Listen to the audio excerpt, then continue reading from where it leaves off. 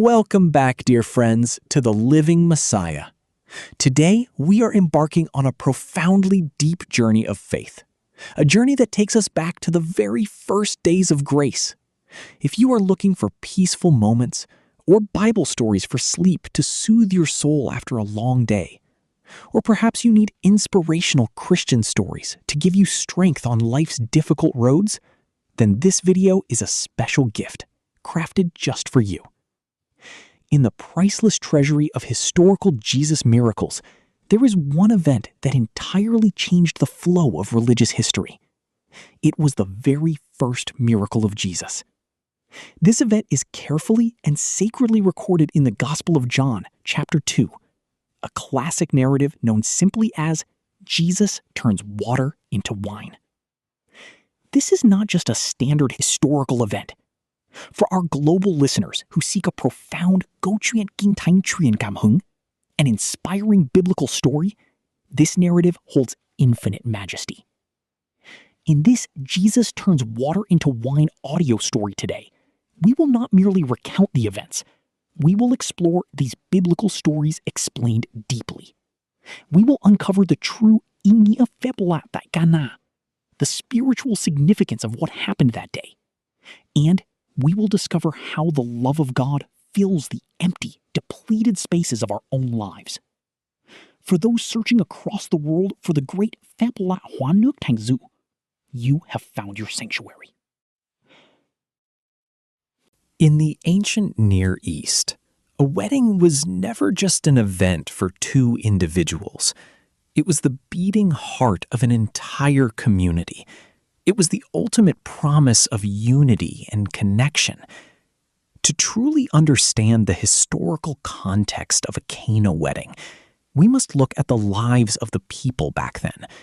Amidst the dry, rugged hills of the Galilee region, under the heavy, crushing taxation of the Roman Empire, and through the exhausting, back-breaking labor of year-round farming, a wedding was a rare, sacred sanctuary of celebration. That joy did not last for just one evening. It burned brightly for 7 glorious days. 7 days of absolute communal solidarity. 7 days of sharing, laughter, and unbreakable hospitality. At the very center of this sacred celebration was wine. Wine was not just a simple beverage. In Jewish tradition, wine was the biblical symbol of ultimate joy. It was the abundant blessing of God upon the harvest. To share wine with a guest was to share life itself. It was to offer peace and covenantal hospitality. Therefore, running out of wine halfway through the feast was not a minor logistical mistake. It was a genuine social catastrophe, a severe violation of the sacred law of hospitality. This failure would bring ultimate shame, a dark stain securely attached to the groom's family name for generations to come. They would be relentlessly mocked. They would be labeled as stingy, foolish, or utterly destitute. It was exactly into this world of deep traditions, into this incredibly fragile social balance, that a carpenter from the region of Nazareth stepped in. He carried a divine mission that the earthly realm had never known. The stage was set in a tiny, obscure village named Cana, a place about to witness an unprecedented moment in human history. The road ascending from the Jordan River Valley up to the Galilean hills was steep. It was winding and covered in the pale dust of late winter. Jesus walked this road with a steadfast, purposeful stride. Following close behind him was a small group of bewildered yet fiercely excited men. There was Andrew. There was Peter, a broad-shouldered fisherman with hands calloused from the heavy nets. There was Philip, and there was Nathanael. Nathanael was actually a native son of this very land of Cana. Just days prior, he had openly doubted if anything good could ever come from Nazareth. They were on their way to attend a wedding. This magnificent event would forever be known as the wedding at Cana story. For Jesus, this journey marked a monumental transition. He had just endured 40 days and nights of brutal solitude in the Judean wilderness. He had left his familiar carpenter's workshop behind. He had finally laid down the saw and the adze. Now he was stepping out into the public light, bearing a divine mandate that only he and the Father fully understood. As they crested the final hill, the village of Cana appeared. It was a modest, humble settlement. The flat-roofed stone houses clustered tightly together like sheep in a fold, surrounded by terraced vineyards and silver-green olive groves. Even from a distance, the sounds of celebration echoed on the warm breeze. The rhythmic beating of tambourines, the high, joyful notes of wooden flutes, and the collective harmonic singing of a village lost in the joy of a feast. Mary, the mother of Jesus, was already there. She was likely a relative or a very close friend of the groom's family. She was deeply involved in the complex, exhausting preparations required for the festival. When Jesus and his disciples arrived, they were warmly welcomed into the bustling courtyard. The air was thick with the savory smoke of roasting lamb. The sharp scents of garlic, onions, and cumin blended together. It was a beautiful, raw painting of earthly human life. Jesus sat there, right among his friends. He partook in the feast. He smiled. He conversed. His very presence was an unseen, holy blessing upon the union of the young couple. By the third or fourth day of the festival, a subtle, frantic undercurrent of panic began to ripple through the hidden corners of the party. Behind the heavy linen curtains that separated the feasting courtyard from the preparation area, the master of the banquet was pacing back and forth. His face was etched with silent, creeping terror. The large, heavy clay amphorae lined up against the cool stone wall were running dry. When tapped, they echoed with a terrifying, hollow sound. The servants were sweating profusely, their faces flushed red from the heat of the ovens and the crushing pressure of the event. They were literally scraping the very bottom of the barrels. The wine was running out. This was an unthinkable scenario. Perhaps far more guests had arrived than originally expected. Or perhaps the villagers' thirst simply outpaced the family's modest provisions. Whatever the reason, the mathematical reality before them was undeniable. Within mere hours, the cups of the guests would be completely empty. When the music finally stopped and the guests demanded a refill, there would be absolutely nothing left but dry, cracked clay to offer them. The young groom, sitting beside his veiled bride under the beautifully decorated canopy, was completely unaware. He was still smiling happily. He was still bowing his head, receiving the sweet blessings from the village elders. He did not know that his family's honor was slipping away like sand through an hourglass. The dark shadow of shame was slowly enveloping the joyous wedding. Mary possessed the incredibly sharp eyes of a mother. She possessed the deep empathy of a woman who had endured her own share of social stigma. She noticed the panicked, hushed whispers. She saw the servants rushing around with empty pitchers, their eyes wide with unmistakable alarm. She quietly moved toward the preparation area, carefully assessing the grim reality. She did not go to the master of the banquet. He was already paralyzed by panic. She did not go to warn the groom. That would only incite chaos among the crowd. She went to find her son. The intricate details of Jesus and Mary at Cana form one of the most vital turning points in the narrative. Jesus was seated with his disciples, deeply immersed in conversation. Mary approached him. She did not raise her voice. She made no scene. She leaned in, her tone calm, but carrying all the weight of a mother's compassion for the hosts. They have no more wine. It was a simple statement of fact, a brief observation. Yet hidden inside was a profound, unspoken plea. For 30 years, Mary had carried a magnificent, staggering secret regarding his miraculous birth.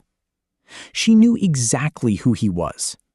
She knew the infinite, dormant power resting inside this quiet carpenter. She was bringing a deeply human problem to a divine solution. Jesus looked up at his mother. His response was layered with immense complexity. He spoke with a profound, gentle gravity. "Woman, why do you involve me? My hour has not yet come." In the ancient Aramaic language, the term woman was a title of absolute respect and endearment. But this statement marked a definitive shift. He was gently establishing a sacred, eternal boundary. He was no longer acting merely as Mary's son, obligated to solve a domestic dispute. He was now operating as the Son of God. He functioned on a divine, cosmic timetable set solely by the Father in heaven. My hour. That was the ultimate moment of glorification. The moment he would be hung upon a brutal Roman cross, where he would pour out his own blood like wine to atone for the sins of the world. That hour was still years away. He was asking her, "Do you understand what it means if I reveal my power right now? It will begin the countdown to the cross." Mary's reaction stands as one of the most beautiful testimonies of faith in all of human history. She did not argue with him. She did not demand an explanation or assert her maternal authority. She completely trusted his holy heart. She turned to the nervous servant standing nearby. "Do whatever he tells you." A statement of absolute, unconditional surrender. The ultimate directive for anyone wishing to walk in the footsteps of Christ. 2 p.m. Jesus slowly stood up. He walked away from the loud noise of the feast, toward the edge of the courtyard. Near the entrance, there stood 6 massive stone water jars. To truly grasp the depth of this scene, we must explore the 6 stone water jars' meaning. These were not ordinary vessels used for drinking water. They were carved entirely from solid limestone, incredibly heavy and nearly impossible to move. Each jar held between 20 and 30 gallons of water. Their purpose was strictly for religious ceremonial rites. According to strict Jewish law, people had to ritually wash their hands before and after eating to maintain spiritual purity. Limestone was believed to be impervious to ritual purity. Jesus looked at the trembling servants. They were still standing there, waiting for a command, just as Mary had instructed. He spoke clearly. "Fill the jars with water."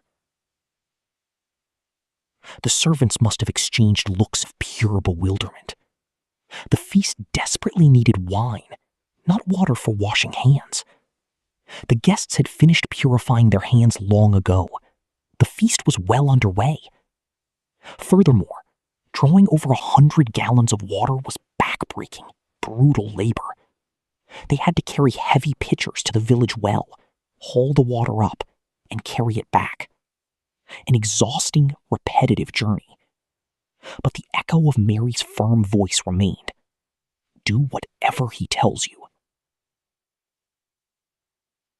They began to work in frantic silence. They went down to the well. They drew the water. They poured every clear drop into the giant mouths of the stone jars. The splashing of water against rock created a rhythmic, urgent melody. Jesus stood there, quietly observing. He waited patiently until the monumental task was fully completed. They filled the jars to the absolute brim. There was no room left for anything else to be added. No room for deception. No room for parlor tricks. The 6 stone jars now contained nothing but the purest well water. Over 120 gallons of natural, untouched water. When the water finally crested at the very lip of the stone jars, Jesus issued his second command. Now draw some out and take it to the master of the banquet. The greatest moment of the miracle at Cana happened right then and there. He did not pray loudly into the sky. He did not wave his hands in magical gestures or recite an incantation. The transformation happened in the absolute silence of divine will. Somewhere in the unseen space between the bottom of the stone jar and the pitcher in the servant's hand, the molecular structure of the universe had to bow in submission to its creator. Water, a transparent and tasteless entity. The water recognized its maker, and it blushed. The servant, with hands visibly shaking, dipped his small pitcher into the stone jar. He pulled it up. As he poured the liquid into a chalice for the master of the banquet, the sunlight caught it. It was no longer clear. It had shifted to the deep, rich crimson of a crushed ruby. The aroma immediately hit the servant's nose. A complex, sweet, full-bodied fragrance of an absolutely perfectly aged vintage. With his heart pounding against his ribs, the servant carried the chalice across the crowded courtyard toward the master of the banquet. The master was incredibly stressed and irritated by the delay in service. He took the cup, bracing himself for cheap, watered-down, filthy dregs, the kind of wine usually served to mitigate disaster at the end of a long festival. He lifted the cup to his lips and took a sip.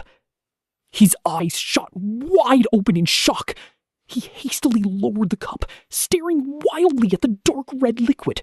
He took another, much larger drink. The flavor was extraordinary. Rich, full-bodied, perfectly balanced.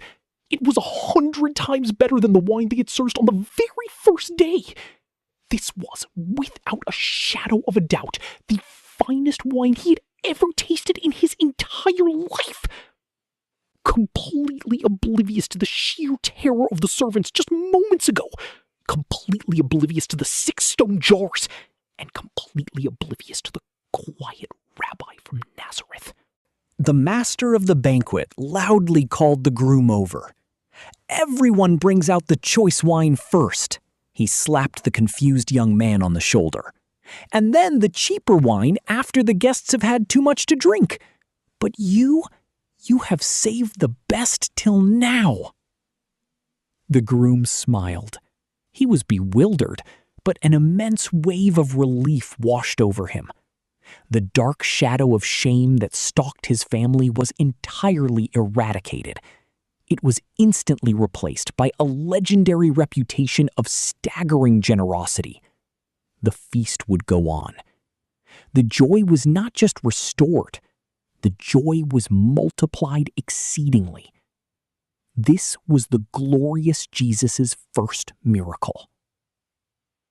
Pause 2 seconds.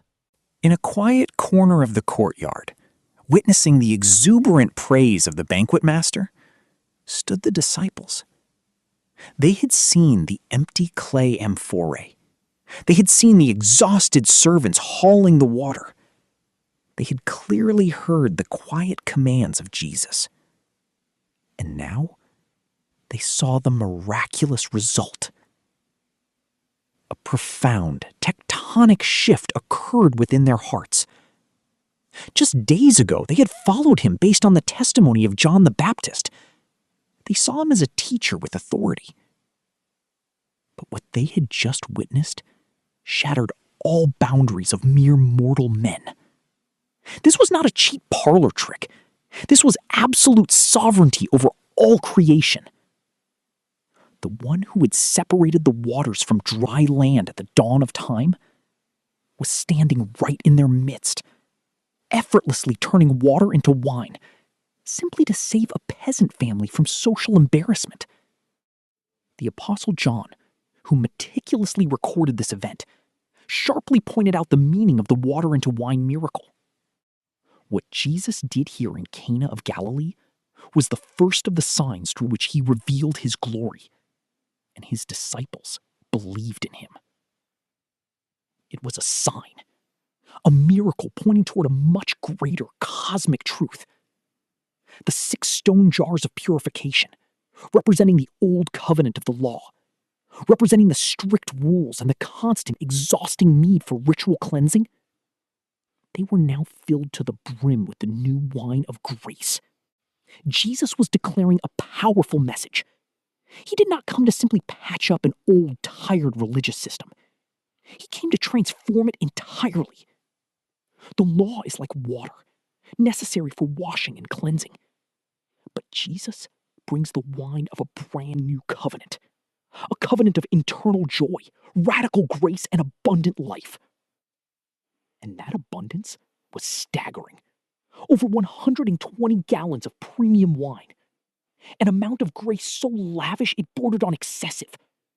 Far more than all the guests could possibly consume in the remaining days of the feast. The Cana wedding feast history permanently affirmed the true nature of God's kingdom. Where human resources run completely dry, there, his divine provision overflows. The music swelled once more. The tambourines found a renewed, vigorous rhythm. The flutes sang joyfully into the quiet, dark Galilean night. The guests, holding cups overflowing with the miraculous vintage, danced under the starry sky. They had absolutely no idea they were drinking a liquid that did not even exist an hour prior. Jesus sat quietly. He watched the pure joy that he had just rescued. Mary watched him from a distance, a profound peace settling deep within her soul. She had always known, and now his small band of disciples knew too. The veil had been lifted, if only for a fleeting moment, revealing the radiant glory of the only begotten Son of God. These faith and grace stories from Cana remain a profound anchor in the life of Christ. It is a narrative that refuses to separate the sacred spiritual world from mundane earthly life. The God of the universe deeply cares about the grand narrative of salvation, but he also cares about the honor of a groom in a small, unknown village. He cares about human joy. He cherishes the celebrations of our lives. Furthermore, the event at Cana serves as a magnificent prophecy.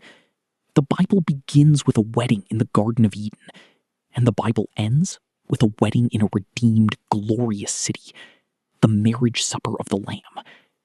At Cana, Jesus saved a temporary earthly feast from running dry, but through it, he pointed humanity toward the eternal feast he is currently preparing, a banquet where the wine of joy will never, ever run out, where the shadows of shame, fear, and death will be banished forever. Dear listener, if today you feel that your resources are completely depleted, if your joy has run dry, if your life feels like those cold, empty stone jars, let this Christian motivation audio whisper an immortal truth into your heart. Invite the Creator into your crisis. Do whatever he tells you to do, and trust firmly that in the beautiful economy of grace, God always saves the very best wine for last. Thank you for listening to this story tonight on the Living Messiah. May his grace and absolute peace be with you in your sleep tonight and in all the days to come. Goodbye, and God bless.